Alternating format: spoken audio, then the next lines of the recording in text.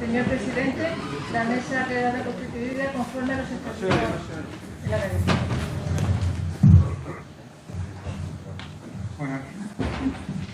Buenas tardes. La Real Academia de San Romualdo de Ciencias, Letras y Artes celebra sesión de junta solemne y pública en cuyo transcurso tomará posesión de una plaza de académico en la clase de correspondiente el ilustrísimo señor doctor don Francisco José González González. Se abre la sesión. Conforme a lo dispuesto en los estatutos y reglamentos de esta Real Academia, acompañan a esta presidencia la señora secretaria general, el señor censor y la señora vocal de letras. Tiene la palabra la secretaria general, ilustrísima señora doña Adelaida Bordes.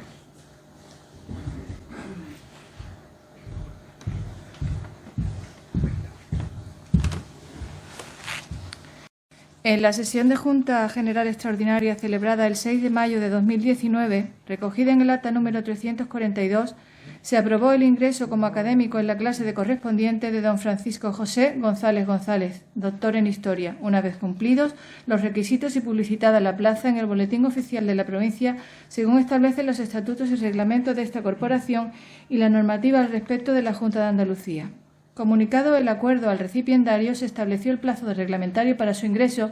que con posterioridad y por las circunstancias sobrevenidas, quedó fechado para hoy, martes 25 de enero, siendo el título de su discurso de toma de posesión la imagen del océano en los mapas de la Edad Moderna, de los monstruos marinos a las coordenadas geográficas. Será presentado por la ilustrísima señora doña María Elena Martínez Rodríguez de Lema, académica de esta, cuyo ingreso tuvo lugar el 10 de abril de 2018. De lo cual, como secretaria general, doy fe con el visto bueno del señor presidente. Muchas gracias, doña Adelaida Bordes. Por favor, el señor González González suba al estrado y tome asiento.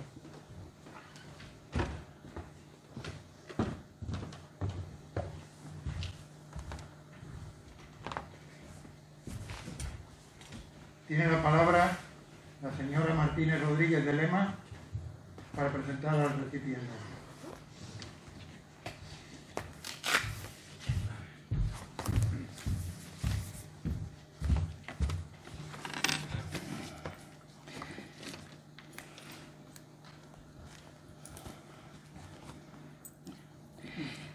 Con su permiso, señor presidente, autoridades, compañeros académicos, querido Paco, señoras y señores, antes que nada he de decir que para la que les habla es un honor que la Junta Directiva de esta academia le haya designado para presentar a nuestro flamante académico correspondiente, Francisco José González González, por las razones que enseguida expondré. Como saben ustedes, la Academia de San Romualdo de Ciencias, Letras y Arte es una corporación de derecho público integrada en el Instituto de Academias de Andalucía y está asociada al Instituto de España desde 1997. Goza de personalidad jurídica propia y se rige por sus estatutos y por su reglamento de régimen interior. No cabe duda que pertenecer a ella es un verdadero honor y que para un académico el día de su ingreso es una fecha muy importante. En el caso de Francisco José, este momento se ha hecho de rogar por la situación sanitaria que estamos sufriendo desde hace más de 2 años. Pero por fin ha llegado y a partir de hoy nuestra academia contará con una persona de auténtica valía como académico correspondiente.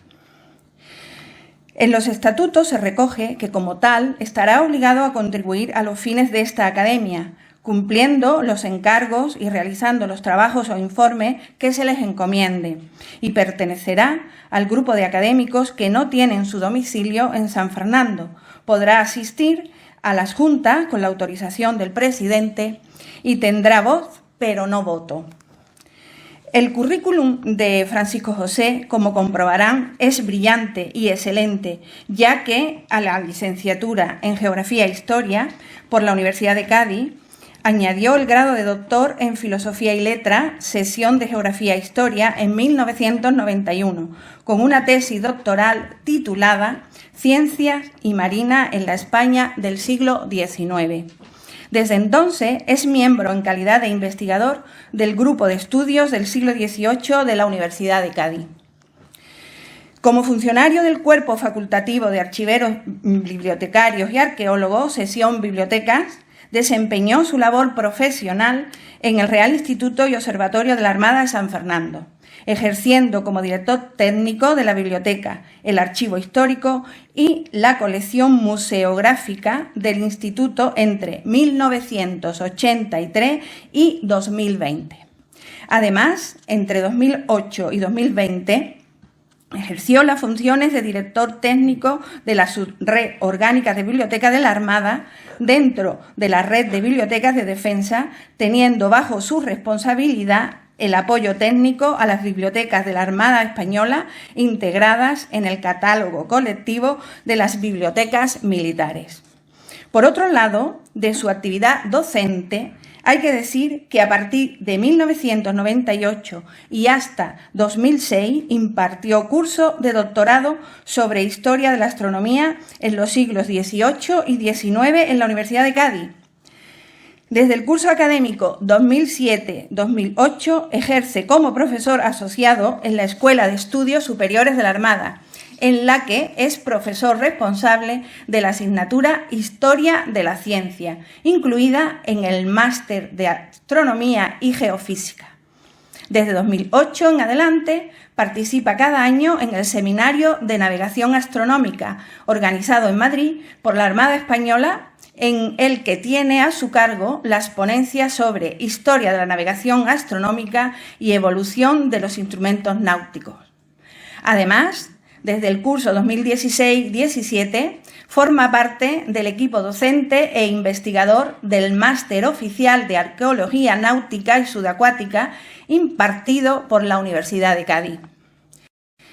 A lo largo de su carrera profesional ha trabajado en diversos proyectos de investigación histórica sobre el Observatorio de San Fernando y la Dirección Hidrográfica, financiados por diversos organismos oficiales. Entre ellos se podrían citar los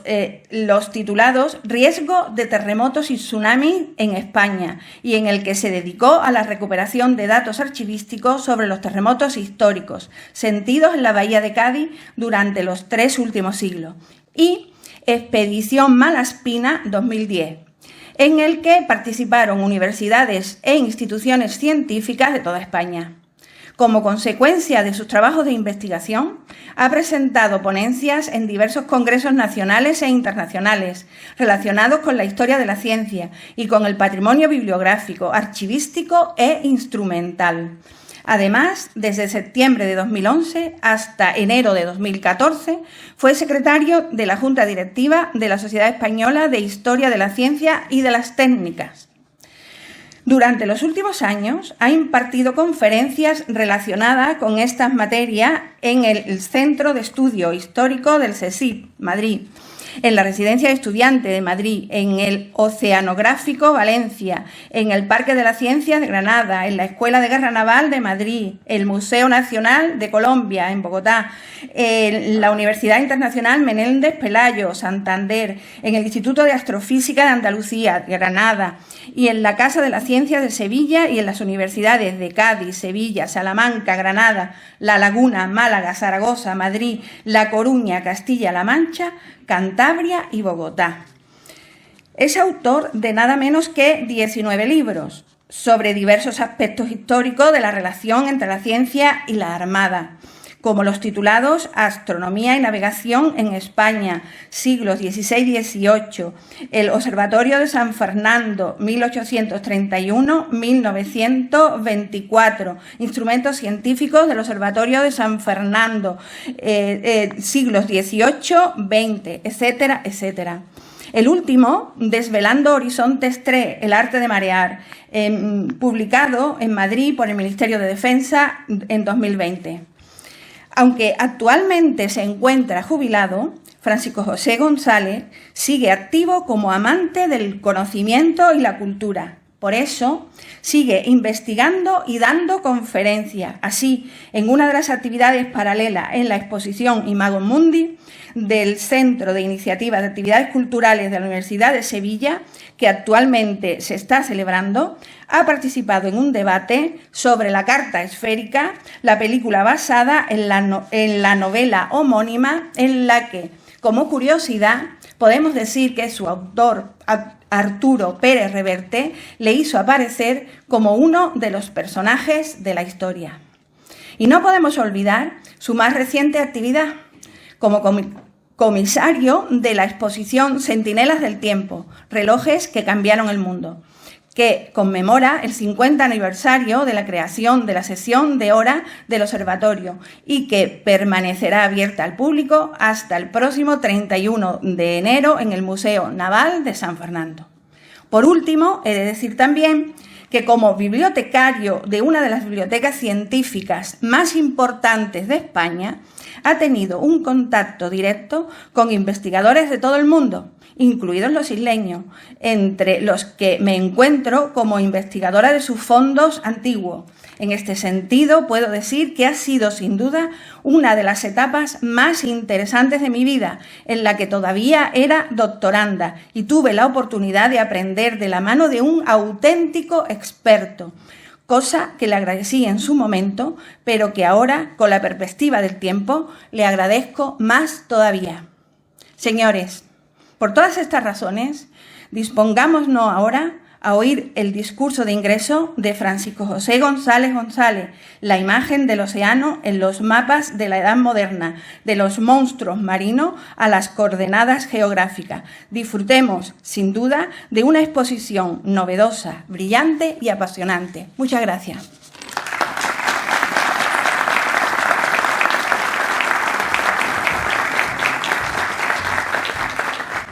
Muchas gracias, doña María Elena Martínez. Tiene la palabra don Francisco José González González para pronunciar su discurso de ingreso en la academia.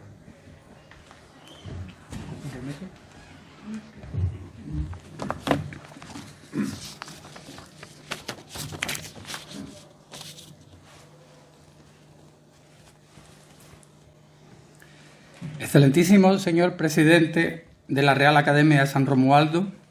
ilustrísimas señoras y señores académicos, excelentísimas e ilustrísimas autoridades, queridos familiares y amigos, señoras y señores. Como pueden imaginar, es para mí un gran honor ingresar en esta Real Academia de San Romualdo de Ciencias, Letras y Artes. Y es por ello que no puedo comenzar mi participación en este solemne acto sin antes expresar mi profundo agradecimiento a los académicos que promovieron la propuesta y a la propia academia que aceptó y aprobó mi nombramiento como académico correspondiente.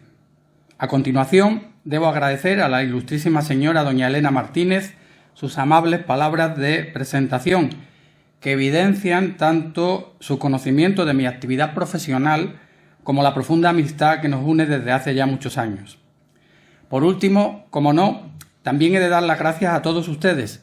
que han decidido asistir a este acto en estos momentos tan complicados que estamos viviendo.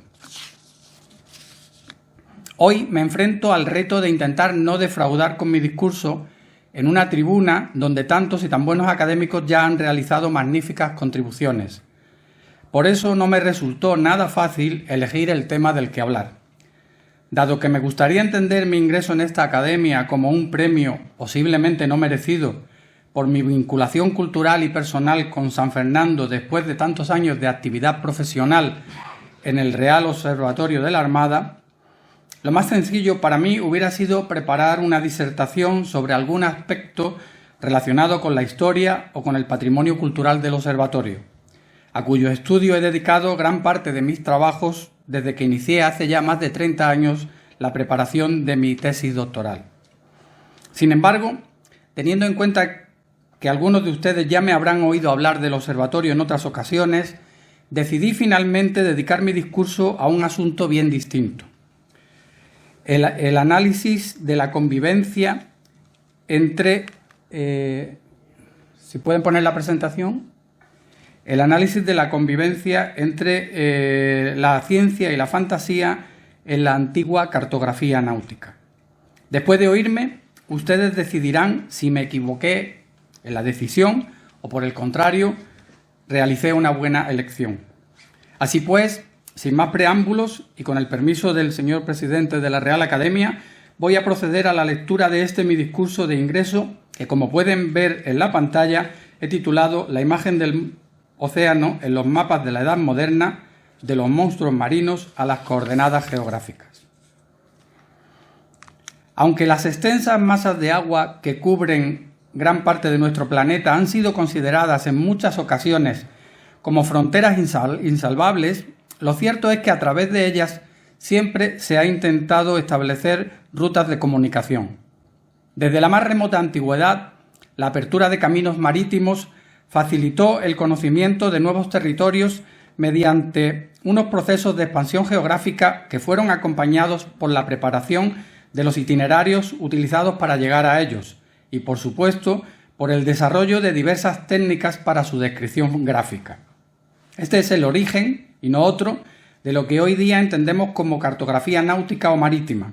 unos documentos cartográficos relacionados con el mar que, como veremos a continuación, nos pueden permitir analizar la influencia que tuvo la imaginación humana en la representación de los lugares más alejados y menos conocidos del planeta. La investigación histórica ha constatado que las primeras navegaciones de cierta importancia fueron realizadas en el mar Mediterráneo a partir del siglo VIII a.C. No obstante, algunos hallazgos arqueológicos han permitido conocer la existencia de contactos marítimos realizados entre lugares muy distantes con anterioridad a esa fecha por los pueblos costeros del Mediterráneo oriental, del Golfo Pérsico y del Océano Índico. Muchos de estos viajes se llevaron a cabo de forma organizada y sistemática, utilizando para ello unos itinerarios fijados en la memoria de los propios navegantes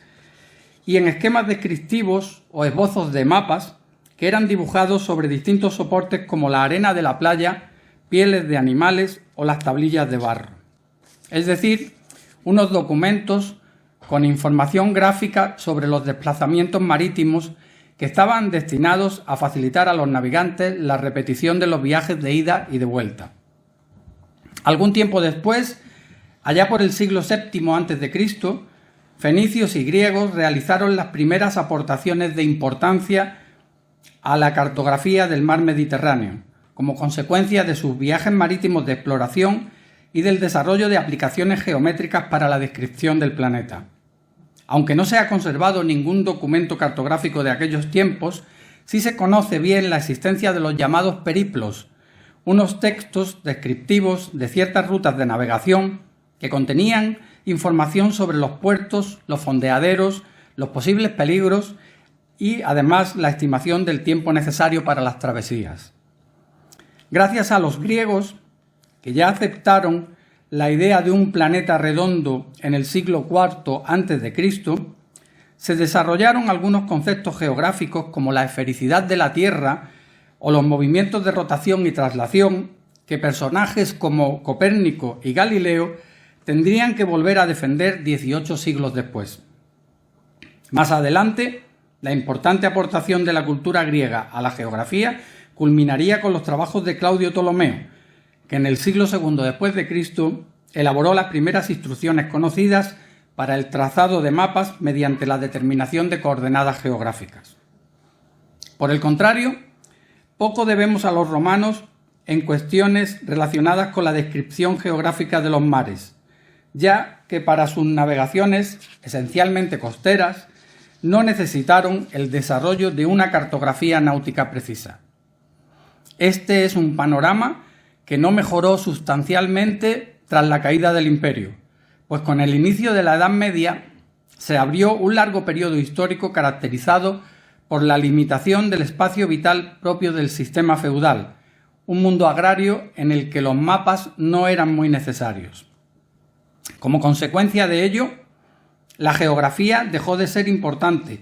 y las aportaciones de los griegos cayeron en el olvido. En el mundo medieval, el planeta volvió a su forma ancestral de disco plano y como tal fue descrito. fue esta la época de los llamados mapas de T en O, unas descripciones gráficas del mundo más simbólicas que geográficas. En ellas aparecía una tierra plana rodeada por un solo océano y dos corrientes de agua en forma de T, que dividían la parte terrestre en tres continentes, Asia, África y Europa, y todo ello orientado hacia el este, el lugar donde, según el libro del Génesis, se encontraba el paraíso. Mientras tanto, gracias a las peregrinaciones a la Meca y especialmente a la necesidad de controlar las rutas comerciales del Océano Índico, los árabes fueron tomando el testigo de griegos y fenicios en todo lo relacionado con los viajes marítimos. La custodia de la información procedente de esas rutas, sumada al legado grecorromano que había pasado a sus manos en Alejandría, terminó convirtiendo a ciudades islámicas como Damasco, Bagdad, Fez o Córdoba en importantes focos de estudio y difusión del conocimiento geográfico. Y fue así, a través del mundo islámico, como llegaron los conocimientos geográficos de la Grecia clásica a la Europa del Renacimiento. Una Europa que no comenzó a interesarse por la geografía como herramienta necesaria para el comercio y la comunicación hasta el siglo XIII, justo cuando diversas mejoras aplicadas a la navegación estaban incidiendo en el desarrollo del comercio y de las comunicaciones marítimas a través del Mediterráneo, especialmente la generalización del uso de la aguja náutica, que permitió a los navegantes seguir un rumbo y calcular la posición del buque mediante la estimación de la distancia recorrida en el mismo, haciendo surgir de esta manera la necesidad de preparar unos mapas donde materializar esos cálculos. Este es el contexto en el que podemos situar el origen de los portulanos, unos documentos manuscritos en los que se anotaban las localizaciones de los puertos y las distancias entre ellos, calculadas con datos procedentes de la tradición oral transmitida a lo largo de muchas generaciones y de la información de primera mano facilitada en los puertos por la gente del mar. En definitiva, un material cartográfico con instrucciones para la navegación que podemos situar a medio camino entre los periplos de la antigüedad y lo que más tarde se entendería como un derrotero náutico. Estas primeras cartas náuticas se levantaban desde el mar, bordeando la costa y tomando orientaciones con ayuda de la aguja náutica.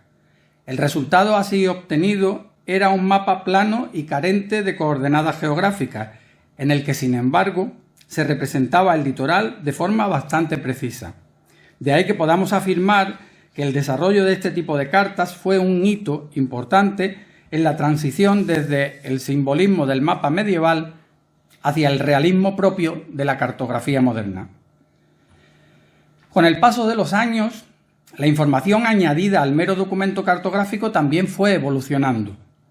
El mundo mediterráneo era sobradamente conocido desde la antigüedad y, por tanto, no era lugar para sorpresas fantásticas. Sin embargo, no ocurría lo mismo con el Océano Índico o con los mares menos conocidos situados más allá del Estrecho de Gibraltar, en los que ya algunos autores clásicos como Plinio el Viejo habían descrito extraños seres marinos, algunos de ellos totalmente imaginarios y otros basados en animales reales, según la antigua teoría de que cada animal terrestre debía tener su equivalente en el mar. De hecho, en algunos restos arqueológicos de época romana podemos contemplar imágenes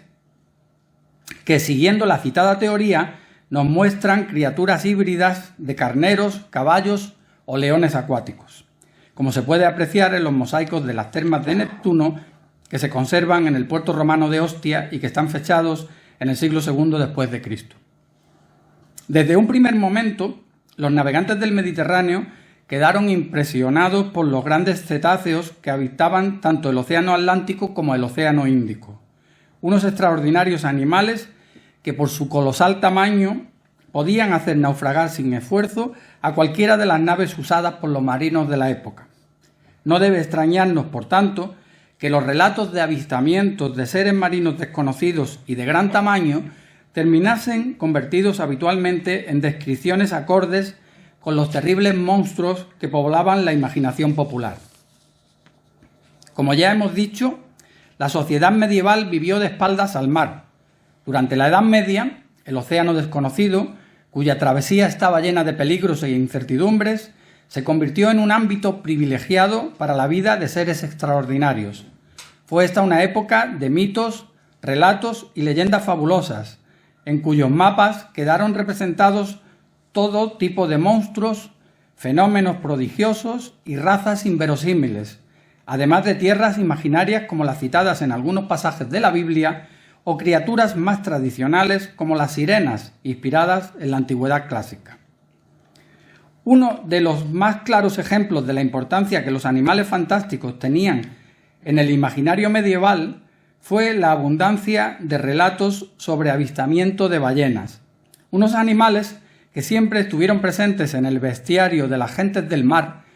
gracias al conocido pasaje bíblico de Jonás y la ballena, y también gracias a la leyenda de San Brandán, un monje irlandés del siglo VI que, según el relato de sus viajes, desembarcó sobre una ballena pensando que había llegado a una pequeña isla.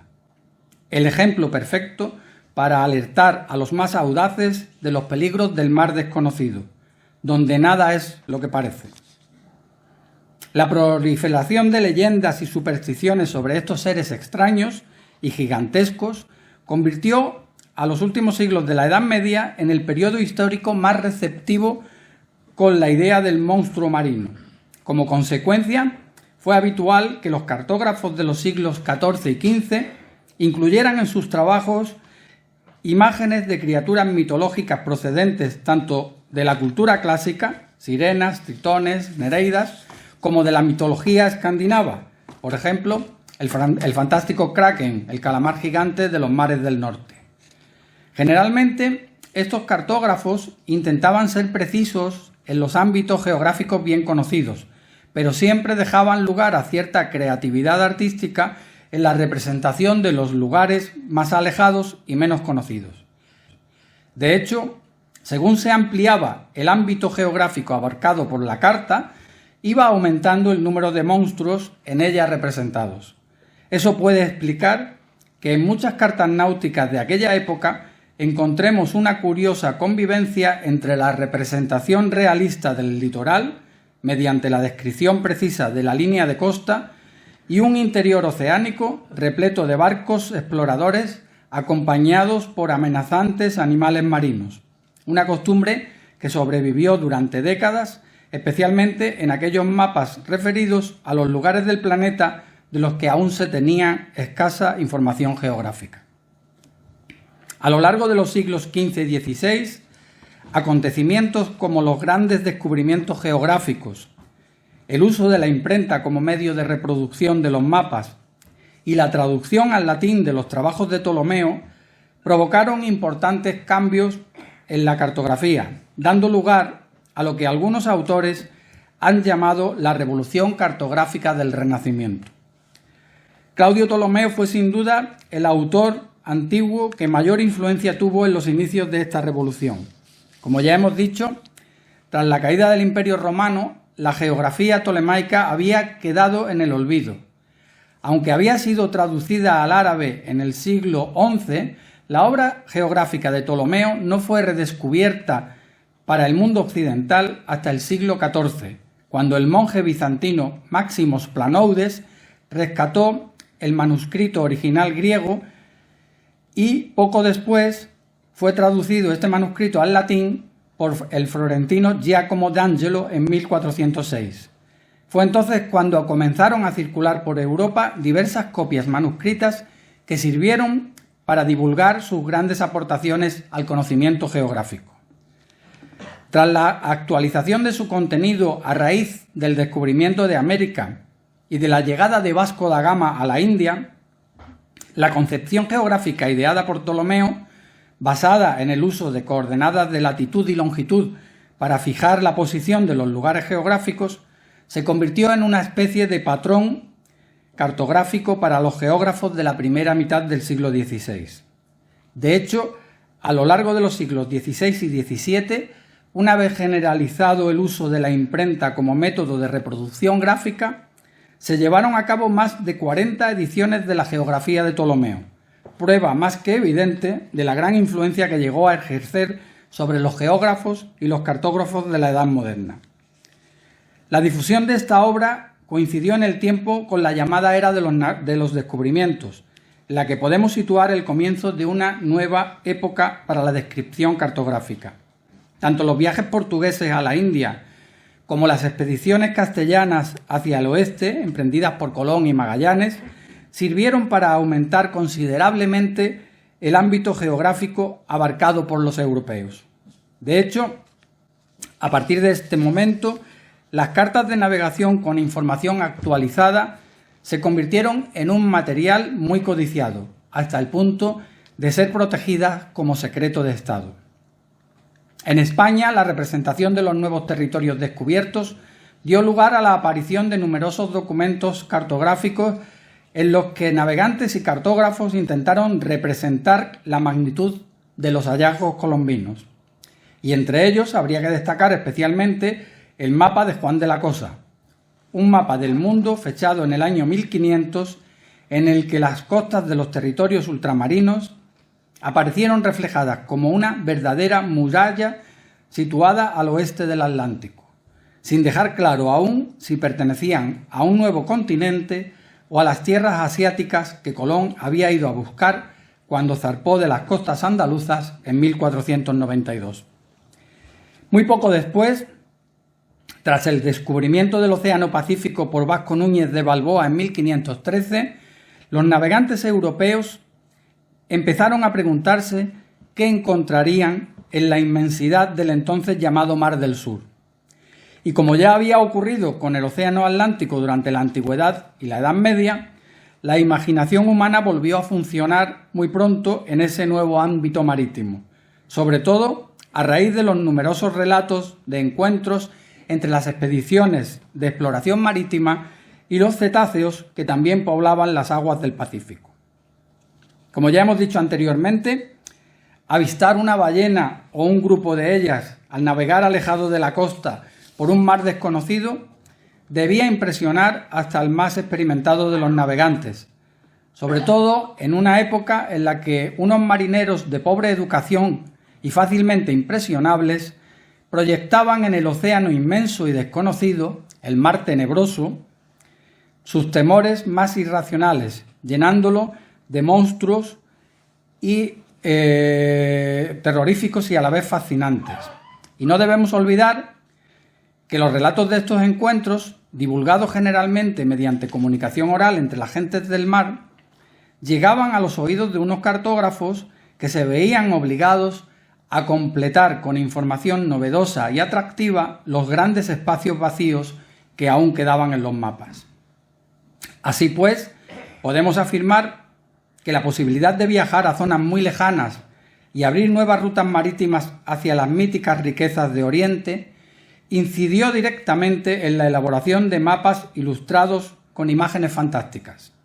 La más antigua representación conocida de criaturas monstruosas en un documento cartográfico náutico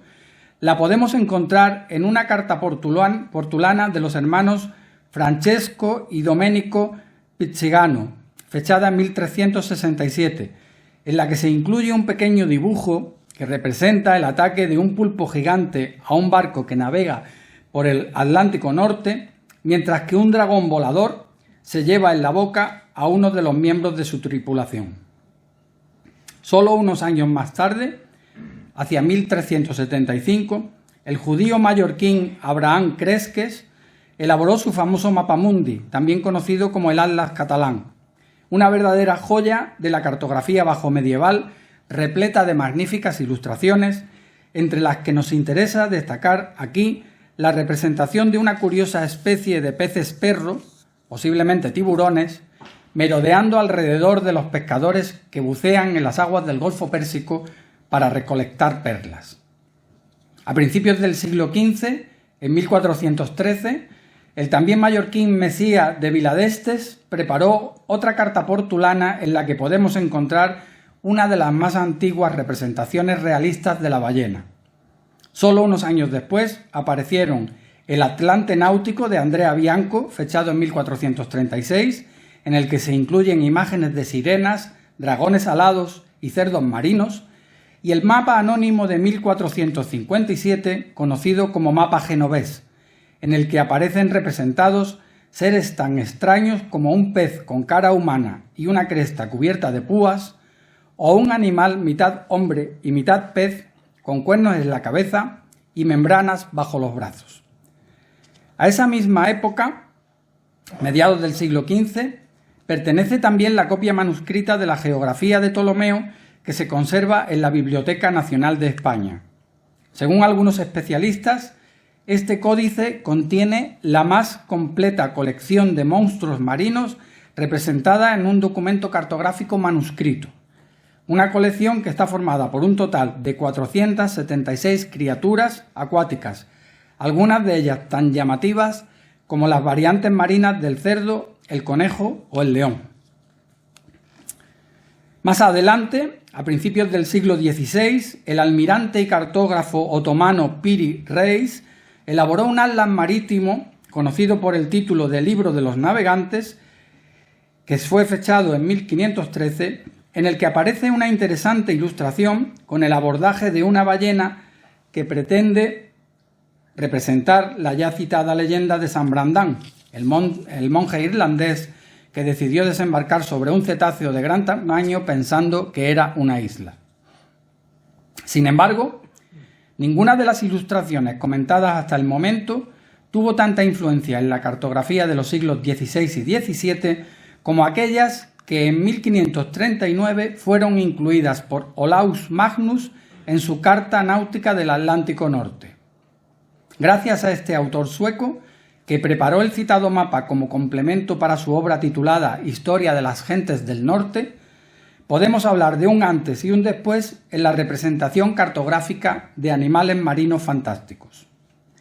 La Carta Marina de Magnus contiene un detallado mapa de Escandinavia y de sus costas,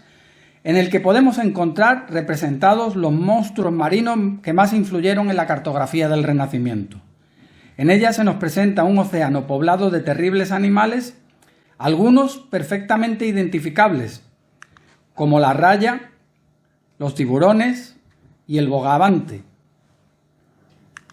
o la ballena, la orca y la morsa. Pero junto a ellos también podemos encontrar otros seres mucho más imaginarios, como el physeter, una especie de cachalote, y el ziphius, parecido a una orca o ballena asesina, o el cerdo y el rinoceronte marinos,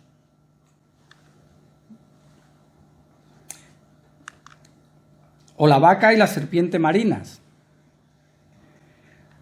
o el ya citado kraken, el calamar gigante de la mitología nórdica, y el caribdis, que es un monstruo mitológico que tiene su origen en el fenómeno del maelstrom, un remolino provocado por las corrientes y las mareas que se forma cerca de las costas de Noruega. Y además de todo ello, como no podía ser de otra forma, la Carta Marina de Magnus también incluye imágenes relacionadas con la caza de cetáceos y con las leyendas de San Brandán. Muchas de estas criaturas descritas por Olaus Magnus se hicieron habituales en la cartografía náutica elaborada durante las décadas siguientes. De forma casi inmediata, la mayor parte de estos fantásticos animales fueron representados tanto en los globos terrestres construidos en 1541 y 1542 por Mercator, como en la xilografía titulada Monstruos marinos y terrestres, que fue incluida en la cosmografía de Sebastian Münster,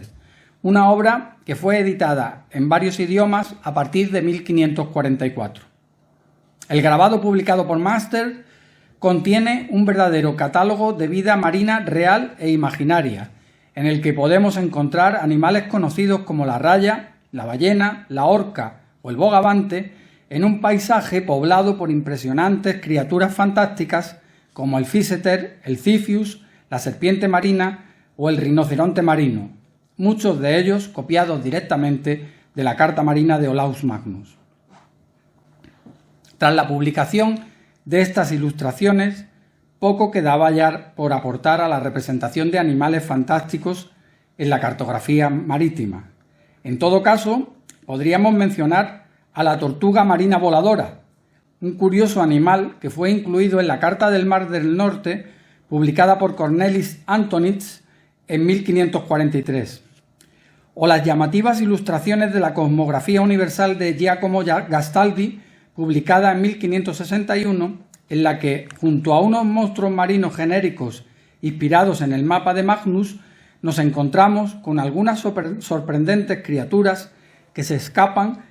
al ámbito de los peces y los cetáceos, como es el caso del hombre sirena, el pez monje o el pez obispo. Mientras tanto, el interés por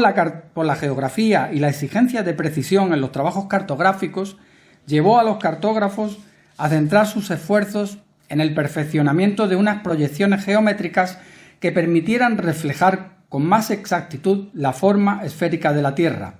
sobre todo tras el descubrimiento de América y la confirmación empírica de la esfericidad del planeta llevada a cabo por la expedición de Magallanes y Elcano. El pionero en estas iniciativas fue el ya citado Mercator, que en 1569 publicó una carta náutica universal titulada Nueva y mejorada descripción de la Tierra para uso de la navegación, elaborada con la proyección cilíndrica que todavía hoy lleva su nombre. De todas formas, y a pesar de su importante contribución al desarrollo de la cartografía científica, Mercator no abandonó del todo el uso de la imaginación para ilustrar los océanos menos conocidos, especialmente las aguas del Pacífico, en las que incluyó imágenes de impresionantes seres marinos como las ballenas, los delfines, las serpientes marinas y los caballos de mar. Algo parecido ocurriría con su amigo y colega Abraham Ortelius, autor del Theatrum Orbis Terrarum, publicado en 1570, que ha sido considerado como el primer atlas geográfico en el sentido moderno del término, una obra con la que se emprendió un camino sin retorno hacia lo que hoy día entendemos como cartografía moderna. No obstante, también podemos encontrar en los mapas de Ortelius la influencia de Magnus. Es muy conocida la imagen que se incluye en uno de los mapas de la edición publicada en 1572, en la que podemos contemplar el ataque de una ballena a un navío. Pero a nosotros nos interesa destacar aquí la representación gráfica del mundo marino incluida en el mapa de Islandia, que apareció por primera vez en la edición realizada en 1590. Y es que en este mapa nos encontramos de nuevo con muchos de los animales fantásticos representados por Magnus en su carta marina: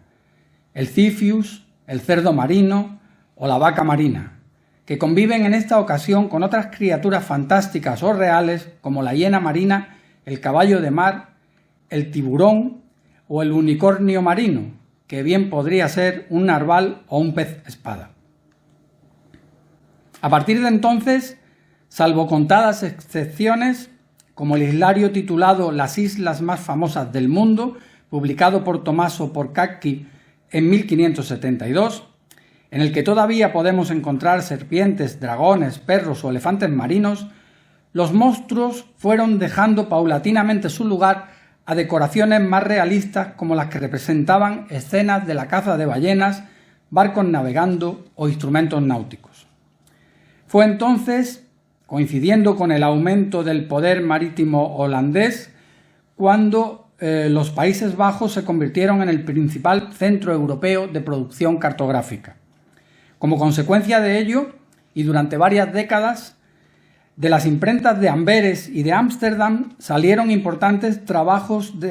cartográficos generales y magníficas colecciones de cartografía marítima, como las relacionadas con los viajes al Océano Ártico de Willem Barents o las incluidas en el espejo de navegante del holandés Lucas Jansson Wagenaar. El trabajo de Wagenaar, cuya portada está decorada con unas interesantes imágenes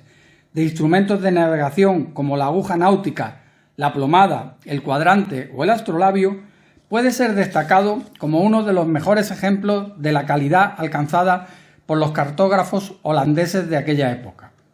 De hecho, ha sido considerado por los especialistas como el primer atlas náutico moderno, pionero al combinar la publicación de cartas náuticas con los derroteros para la navegación. Por otro lado, no hemos de olvidar que gracias a las aportaciones de personajes ya citados como Mercator y Ortelius, durante la segunda mitad del siglo XVI se inició un fructífero periodo para la cartografía publicada en forma de atlas geográficos. Fueron muchos los atlas impresos a partir de entonces. Entre ellos destacaron especialmente el Atlas de Mercator, publicado en 1595, la reedición de esta misma obra, publicada en 1606 por Jodocus Hondius, y el Atlas Mayor de Jean Blaeu, una obra cartográfica de gran calidad. Estos son los mapas de los que hablaba. Una obra cartográfica de gran calidad y lujosa encuadernación basada en el Atlas de Ortelius, que fue publicada en 1662 y en cuyas ilustraciones ya son bastante más numerosos los barcos que las criaturas marinas extraordinarias. En estas descripciones cartográficas, cada vez más rigurosas y científicas,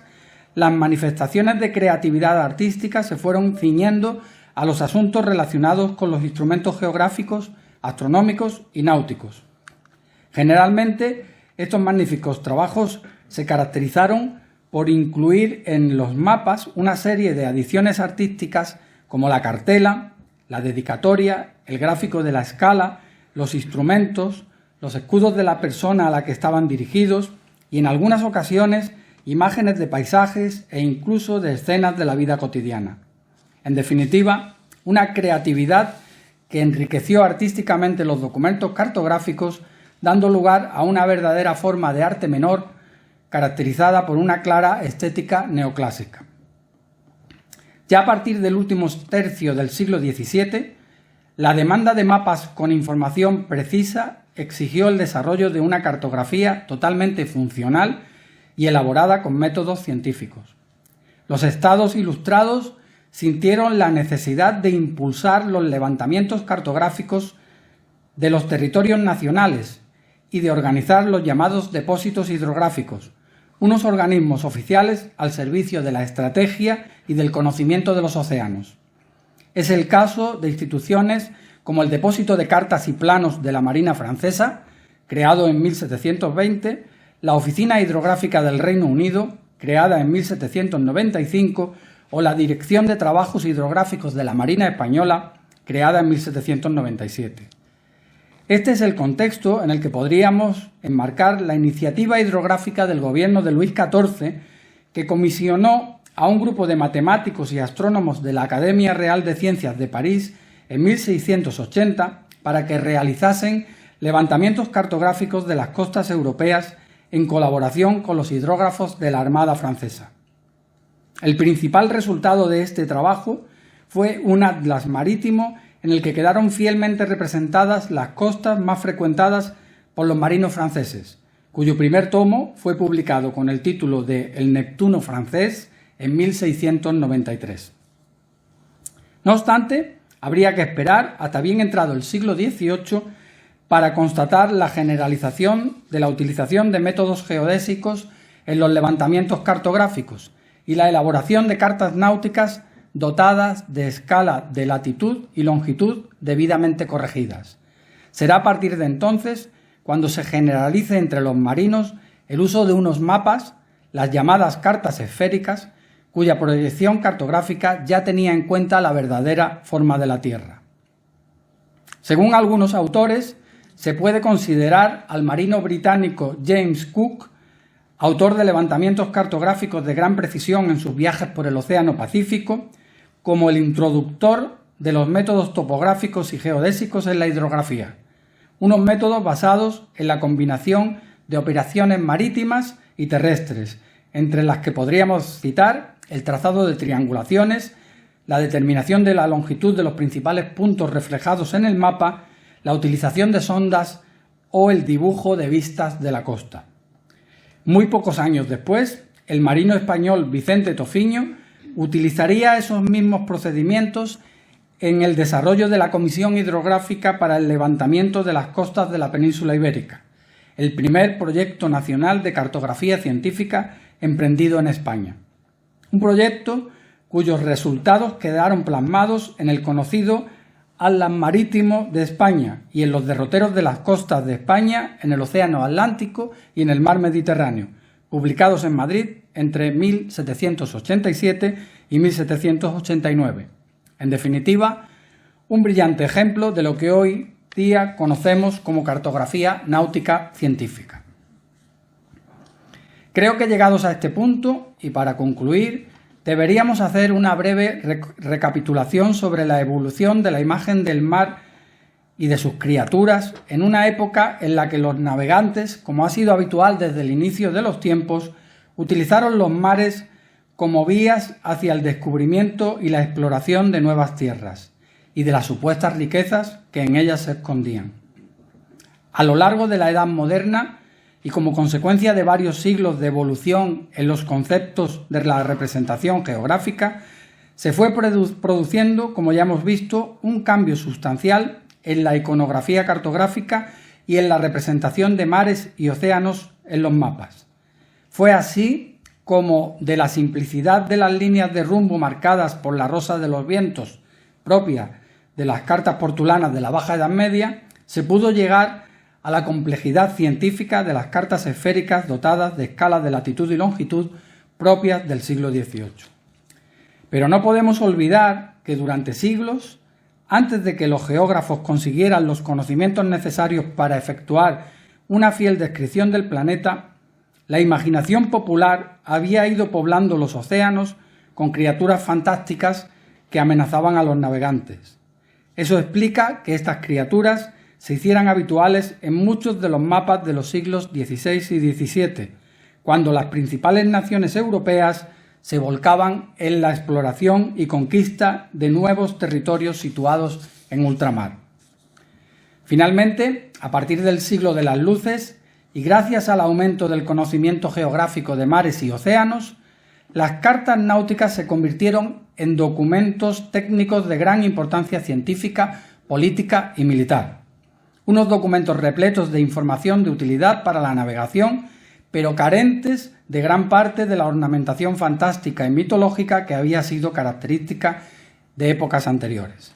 Fue este el siglo de la exploración científica del planeta, caracterizada por iniciativas como la medida del meridiano, el desarrollo de la botánica y de la zoología o la colonización del Océano Pacífico. En definitiva, una época de oro para las exploraciones marítimas de carácter científico y estratégico, ya fuesen holandesas, francesas, británicas o españolas. Precisamente aquí, al llegar a este punto de la historia de la cartografía náutica, es donde quiero finalizar esta disertación, justo cuando las alegorías referidas a la capacidad técnica del ser humano, representada por embarcaciones, aparatos científicos e instrumentos náuticos, sustituyeron definitivamente a esos monstruos marinos que durante siglos, y como consecuencia de los miedos de origen medieval y de la escasez de conocimientos geográficos, habían habitado en los mapas con los que se representaban los mares y los océanos de nuestro planeta. Así termina este discurso, que espero que haya sido del agrado de la Academia y de todos ustedes que hoy dedicaron parte de su tiempo a escucharlo. Muchas gracias por su atención.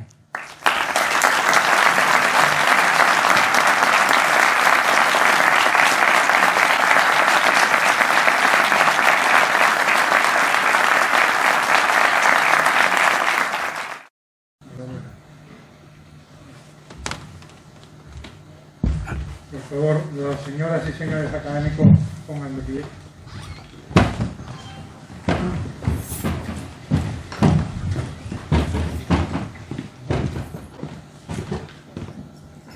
Conforme al título segundo, artículos 7 y 11 de los estatutos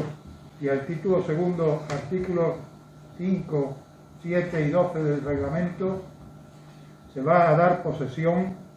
de una plaza de académico correspondiente al ilustrísimo señor don Francisco José González González. Pregunto, ¿prometéis observar los estatutos, el reglamento y acuerdos de esta academia, honrarla siempre, mirando por su mayor lustre y esplendor, y cumplir fielmente todas las obligaciones de académico? Prometo.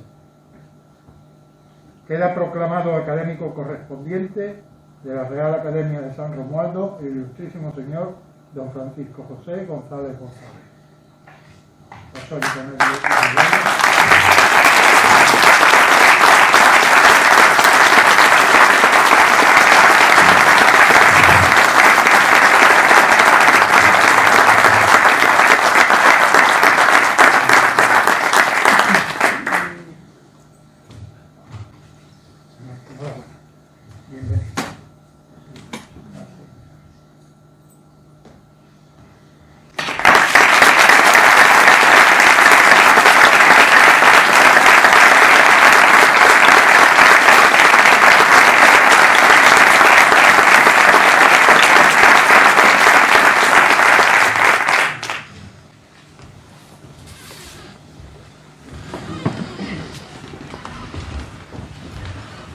Enhorabuena,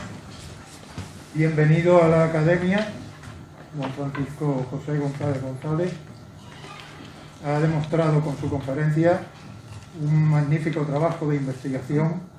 histórica y naval, marítima, que creo que ha gustado mucho a todos. Sea usted bienvenido a la Academia y esperamos de su saber y de su trabajo en beneficio de nuestra corporación. Y nada, enhorabuena y esperamos. Muchísimas gracias. Bueno, agradezco la presencia de las autoridades civiles, señora delegada de Cultura, militares, almirante del Arsenal, de las señoras y señores académicos y de todos ustedes, señoras y señores. Muchas gracias por su presencia. El próximo acto de la Academia será el martes día 1 de febrero, también aquí en el Centro de Congresos, a esta misma hora, a 19:30, con una sesión que llevará por título De Estrabón a la teledetección, nuevas propuestas sobre el paisaje del entorno de San Fernando en la antigüedad. Va a estar a cargo del Departamento de Prehistoria y Arqueología de la Universidad de Sevilla, en los que intervendrán varios doctores, y el Departamento de Arqueología Subacuática del Instituto Andaluz de Patrimonio Histórico también. Creo que será una presentación muy interesante y muy de actualidad. Muchísimas gracias a todos. Se levanta la sesión.